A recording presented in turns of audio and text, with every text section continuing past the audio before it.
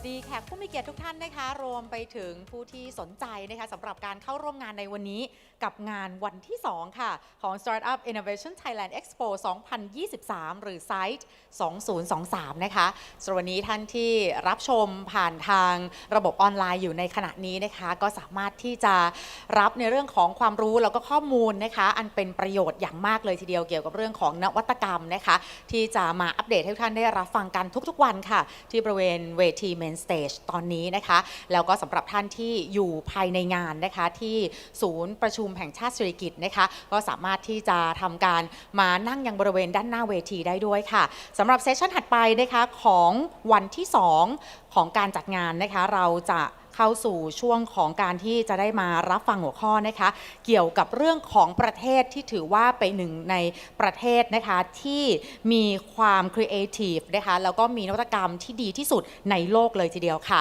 ซึ่งยังไงนะคะสำหรับท่านที่สนใจอยากจะมารับฟังนะคะว่าที่สวิตเซอร์แลนด์นะคะมีความน่าสนใจอย่างไรสามารถที่จะมานั่งยังบริเวณด้านหน้าเวทีอีกสักครู่หนึ่งเราจะได้รับฟังนะคะจากทางวิทยากรผู้ทรงคุณวุฒิค่ะSo, distinguished guests, ladies and gentlemen, welcome to the second day of SITE 2023 or Startup Innovation Thailand Expo 2023. My name is Guang Kim Jara. It is my great honor to be a host for this fantastic session.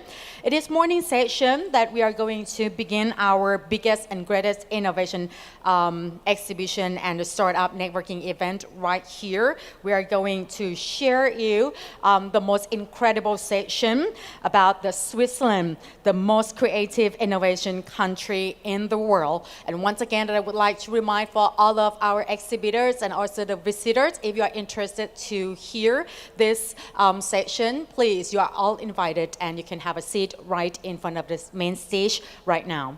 So now, ladies and gentlemen, distinguished guests, we are going to begin the first session, the most creative innovation country in the world, Switzerland. And of course, today we have an honor to welcome the ambassador of Switzerland to Thailand. Could you please give a big round of applause to welcome His Excellency Mr. Pedro Schwalen, please.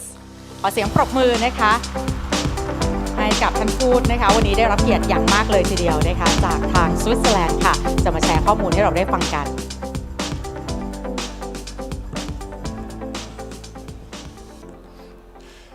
สวัสดีครับ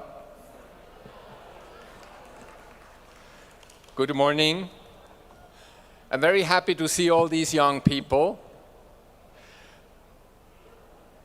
Dear Director, distinguished guests, good morning.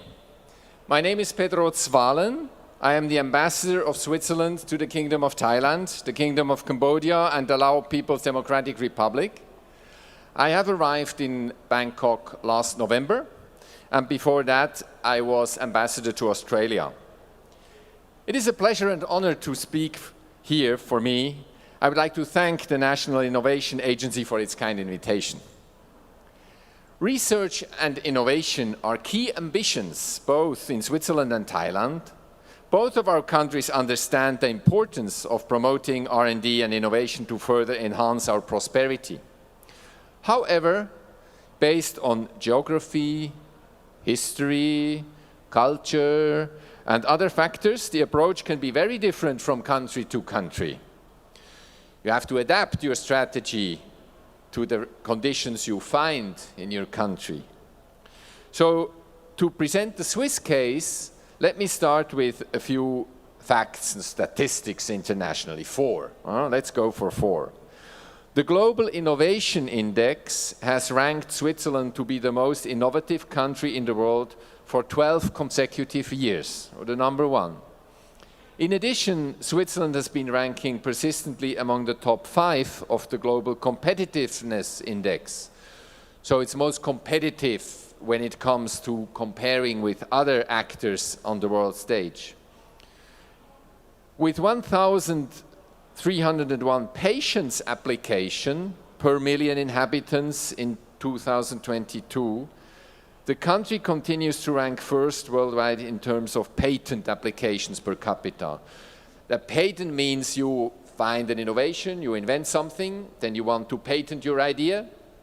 And when there are more patents in a country per capita, obviously it is more innovative. So even there, Switzerland ranks top. And finally, the GDP per capita in Switzerland is either the highest or one of the top 3 highest in the world, depending on the statistics.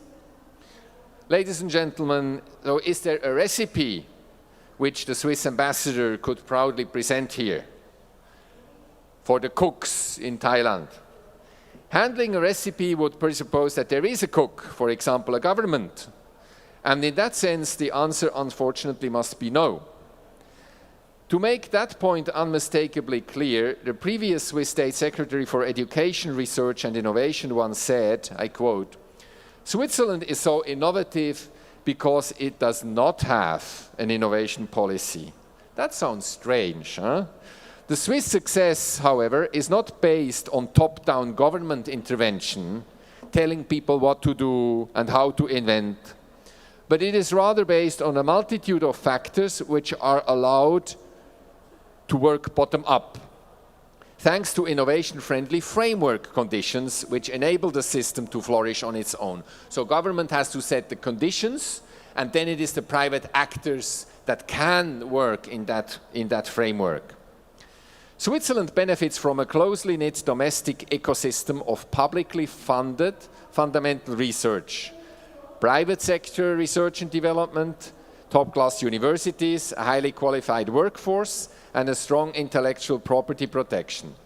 That system encourages cooperation in the broadest possible way, especially in international research, in innovation networks and processes.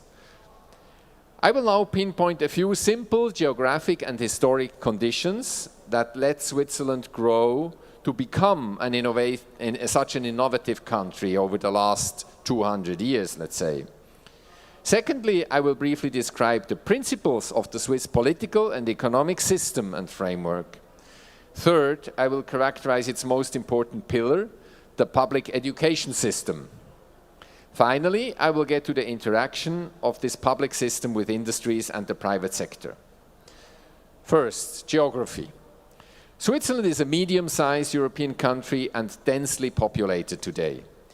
It has very limited natural resources, with one exception. We have abundant water flowing down from the mountains. The affluence of this resource, flowing water, has greatly influenced the path of innovation our country has undertaken.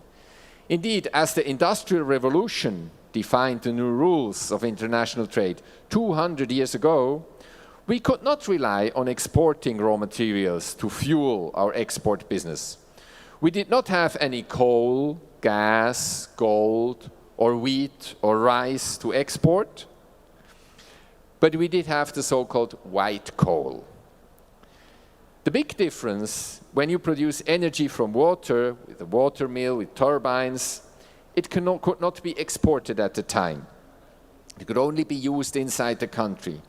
So we had to make intelligent use of this power domestically. And this is how we realized early on that we needed to produce high value-added products in order to prosper. We couldn't export the water, we need to make something out of that energy first. So water was the energy we could use, and it became the driving force of our industries. Water wheels powered textile firms before there was electricity, and the water of the rivers was then used to dye the assembled products in different colors. Now, to improve these colors artificially, 150 years ago, we needed chemistry. So this is how Switzerland's pharmaceutical sector was actually triggered to develop. And that sector today is our largest export industry. 57% of the domestic electricity production in Switzerland, so nearly 2/3, still comes from hydropower today. It is therefore our largest source of renewable energy. What are the principles of the framework that allows Swiss companies to develop in a prosperous way? Swiss companies tend to stay top on new trends, technologies, and consumer needs. So I come to my second point, the framework of the political system.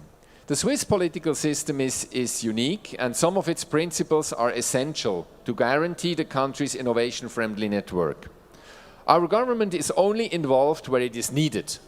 So it is lean, but extremely fit. Allow me to explain by describing two fundamental principles of that system: subsidiarity and the liberal economy. Subsidiarity in our political system means that every task and responsibility is fulfilled on the lowest and most local possible level.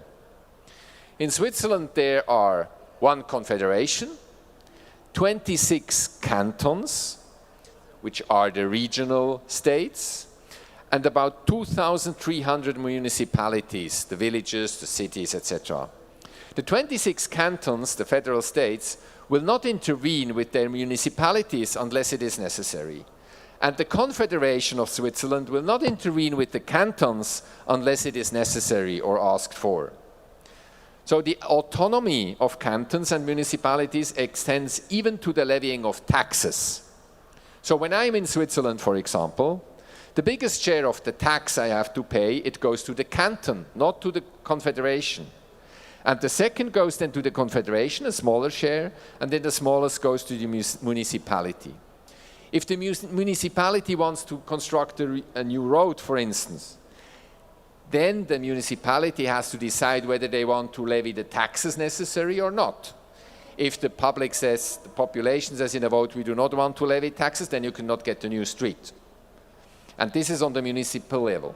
So on all these levels, it plays like that. The entity of in every level can decide autonomously about raising or lowering the taxes according to the needs discussed and decided on the very same level. So the cantons have clear constitutional areas of responsibility, notably in education and in health, and they have to raise their own taxes on their own territory to pay for the services they provide. This provides for a clear sense of accountability and ownership. If I'm from the canton of Bern, I say, okay, this is ours. We are responsible to invest it correctly. Apart from the two Federal Institute of Technologies, the EPFL and the ETH, all 10 Swiss universities and the 7 universities of applied sciences are cantonal universities. It's not the Confederation steering them, governing them, funding them. It's the cantons. This makes people feel proud of their own university in their region, Bern, Zurich, Fribourg, whatever, and it strengthens the local political will to assure adequate funding. Second principle, the principle of non-intervention unless necessary in the federal political system is valid for the economy as well. So the Swiss government does not get involved into the economy unless it is necessary. It's only the framework conditions which are set. Companies shall have the maximum of autonomy when developing their business.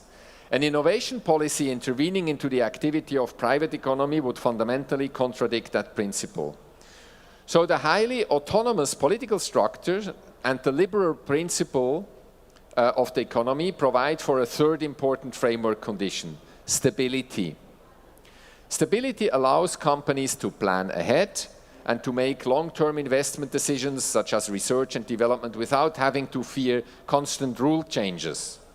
The Swiss political system, to change the rules, to get new rules, with its many popular votes we have, decisions on all three levels, it is slow.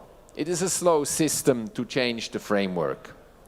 But because the government is slow, it is stable. And this is what allows the innovators in that framework to be fast and flexible. I come to my third point, an area where the Swiss government indeed does intervene and which is important for young people in particular, our education system. If our former state secretary said, whom I quoted before, that Switzerland has no innovation policy, he obviously referred to the lack of state intervention.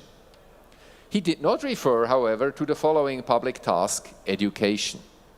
The key factor of Swiss innovation capacity is an exceptionally strong public education system. I've gone to a public school, from the primary school right to university, no private schools. In Switzerland, you have nearly no private schools for Swiss citizens. So on the primary level, public schools ensure that children from all parts of society, wealthy or less wealthy, urban or rural, are effectively encouraged to develop their skills to the best possible use. Private schools are rare and mostly cater for wealthy foreigners. So we do have private schools in Switzerland, but it's mostly for foreigners. And this egalitarianism in the Swiss society values merit over descent and arguably leads to the best selection of talents. So if there is a very gifted young boy in a village somewhere, he will find a public school where he can develop his talents as well, and he might end up very high up because he was the most smart in that school. This is a system which aims for fairness and to give every citizen a chance. After the compulsory 9 years of school, a very typical Swiss factor comes into play. This is something new now. The vocational and professional education training in Switzerland. What does that mean? It means that people get out of school, can get out of school, young people when they're 16 years old, after 9 years at school or 10 years at school, and join a company. And they have a professional training there, which is based on a specific economic culture and on a diverse, strong network of educational institutions. 2/3 of young people actually in Switzerland around the age of 16, when they come out of the compulsory education, so they must go to school 9 years, they enroll in vocational education and training. So this is not a high school, this is not a college, this is not a university. They choose a professional occupation, around 240 professional diploma there are in Switzerland to be chosen from. It can be electrician, robotics, of course, all the financial sector, also financial administration, etc. So that ranges from commercial employee, electrician and cook, to IT technician, automotive mechanic, and carpenter. So that sector forms the basic for lifelong learning and opens up a wealth of job prospects. To give you a concrete example of what that means, how that looks like. A 16-year-old can decide to do an apprenticeship as an electrician or as a robotics specialist, for instance.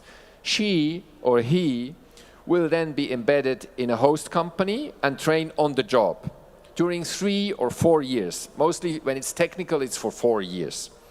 So under the week, 4 days of the week, that student will work in the company.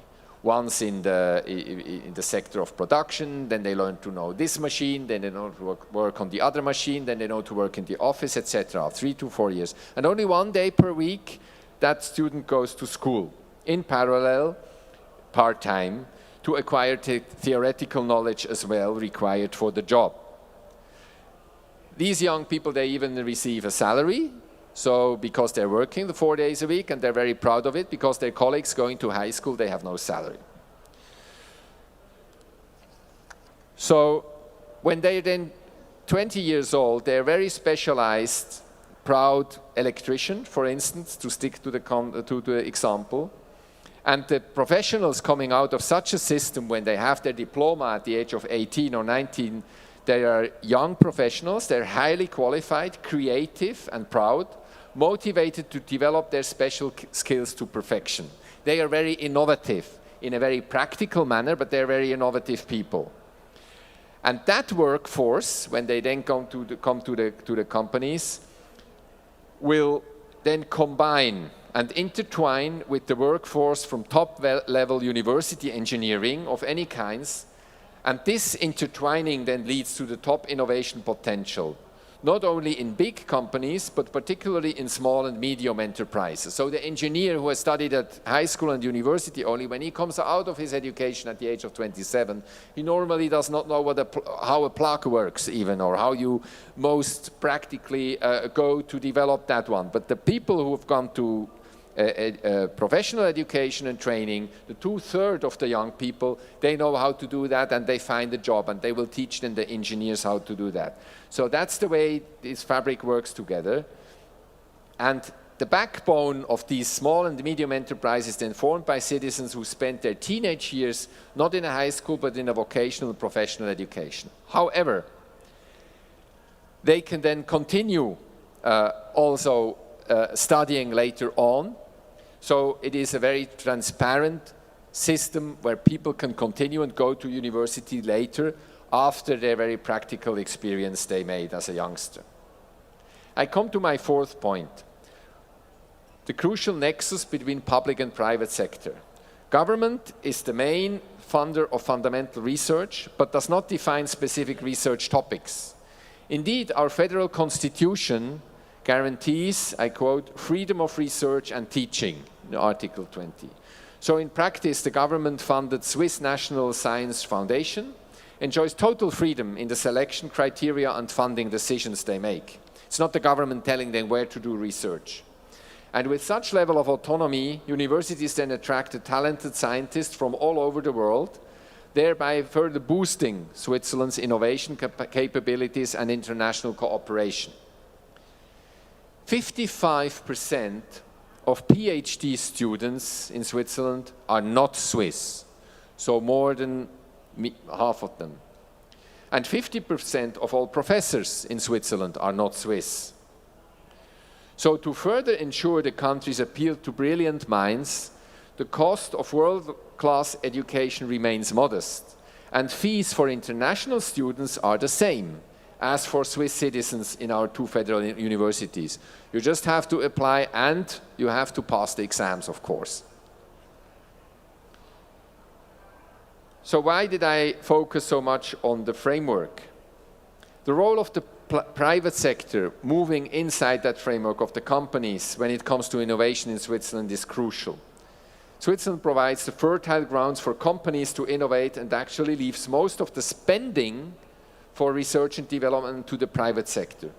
Two-thirds of all research and development activities in Switzerland are financed and implemented by private industries. The pharmaceutical sector is by far the highest driver of research and development, with about 40% of total investments. But it's still only one. Apart from that, you have all the small companies, medium companies who are very specialized in one technology, but they are the best in the world, and with their 50 or 70 employees, they do just that. Just 10 days ago, I got to know a Swiss company here in Bangkok at the ProPack conference or foire. And what they do, what they live on, that family company, is just a software and a camera.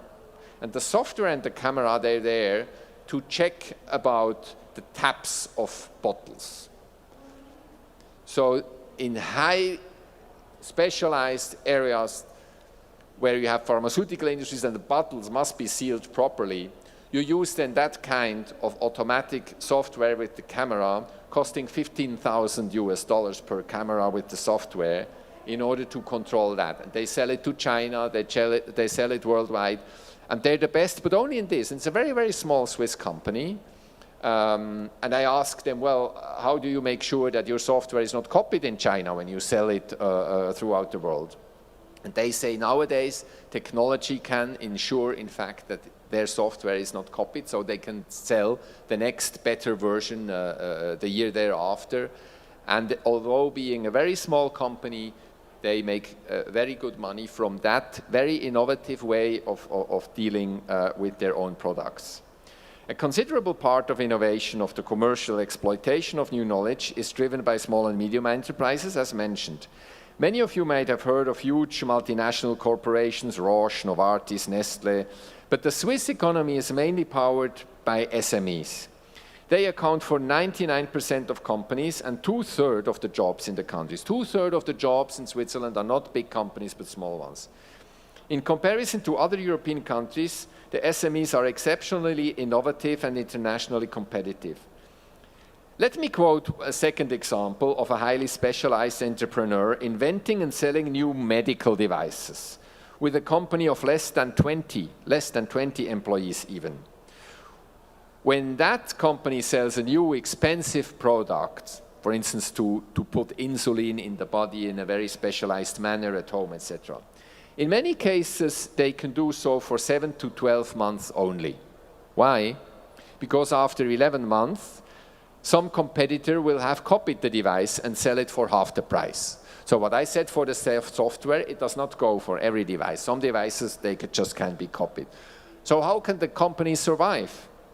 This means that while they sell one product, the development of the next one needs to be in the pipeline already in the research and development of that company to replace the older product as soon as it is copied. And only by doing so successfully, the high salaries in Switzerland, the highest in the world in fact, can be paid and the company can survive. You need to be on the forefront of the highest technology if you want to pay such a high salary in a company. The president of the Zurich Federal Institute for Technology, one of the top 10 universities in the world, according to Anglo-Saxon ranking, once said that by the time he becomes aware of a new trend, as the head of the institute, it is 1 year too late. And by the time politicians become aware of it, it is 5 years too late. So this is why the Federal Institute of Technology is driven by the researchers themselves. What is valid for innovative industries goes for universities as well. The bottom-up approach is a key factor for rapid reaction and dynamic development. I come to my fifth and last point. Ladies and gentlemen, let me finish by presenting one last principle of the Swiss educational and economic system, a high degree of openness and permeability. That principle is important for Switzerland in its international environment, free trade, free movement of persons, experts, but this is equally important in the effective development of professional careers, careers of young people, of your colleagues back in Switzerland. The 2/3 of Swiss teenagers who rather follow a vocational, professional education than going to high school or college, they know that they can take up climbing the academic ladder, again, whenever they want to. So they can stay in their profession for a few years, but then, as mentioned previously in a concrete example, these young professionals can, at some point in their 20s or 30s, decide to continue their lifelong learning at the technical university and become engineers. And they will be engineers with an unbeaten practical knowledge on different levels of the company which will employ them later. So this is how the intertwining between academia and industries, which is so essential for innovation, actually is a part of the social fabric in Switzerland. And that element of the social fabric that people don't go longer to school but prefer to be a proud practitioner first, and then maybe later on go to university again to continue at school when they're older, that kind of element is part of a local culture as well, of course, which can probably not be translated easily into a global recipe. I thank you very much for your attention, and I will stick around for a moment. If you have any questions, I'm ready to answer them later on. Thank you so much for your attention, and I wish particularly the young people all the best in their future career. Sabatik krab, kop kum krab. Thank you very, very much. We appreciate your presence and the knowledge that you have shared with us. His Excellency Mr. Predo Schwalen, once again the Ambassador of Switzerland to Thailand.